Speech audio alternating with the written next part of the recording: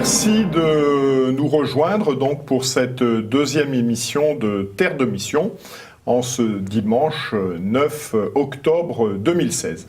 Alors nous allons consacrer notre émission essentiellement à la personnalité du pape François et puis également un petit peu nous allons chercher à mieux le connaître en parlant un petit peu de l'histoire des jésuites. Pour cela, avec nous dans le studio, donc le père Jean-François Thomas, qui est jésuite et qui est auteur d'un récent ouvrage de spiritualité des mangeurs de cendres et qui a été pendant 15 années missionnaire, en particulier aux Philippines, et qui aujourd'hui est en France pour des recherches en histoire de l'art au XVIIe siècle. Bonjour cher monsieur. Merci de nous rejoindre.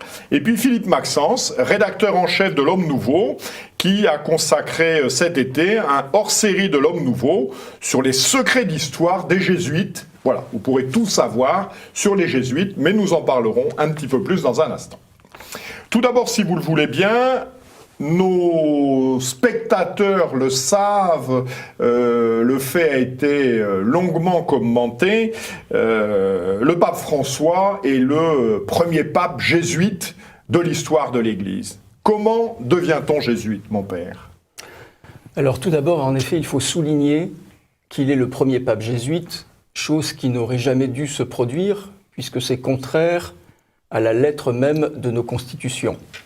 Saint Ignace avait bien précisé que les jésuites ne devaient pas accepter de charges épiscopales, à plus forte raison de charges pontificales. Il y a une sorte de contradiction à avoir un pape jésuite, puisque les jésuites ont été fondés par Saint Ignace avec notamment comme but d'obéir au souverain pontife. Donc on est maintenant dans un cas de figure où les jésuites s'obéissent à eux-mêmes. Ce qui est aussi une bonne solution. C'est une bonne solution pour résoudre les tensions qui peuvent exister avec le vœu d'obéissance. Bon, je dis ça évidemment en partie comme une blague. Mais il faut quand même garder à l'esprit qu'il y a quelque chose de bancal dans le fait d'avoir un jésuite qui soit pape à cause donc de cette origine qui a été précisée par Saint Ignace dans les constitutions. Mais est-ce que dans l'histoire de l'Église, il y a déjà eu des jésuites évêques ?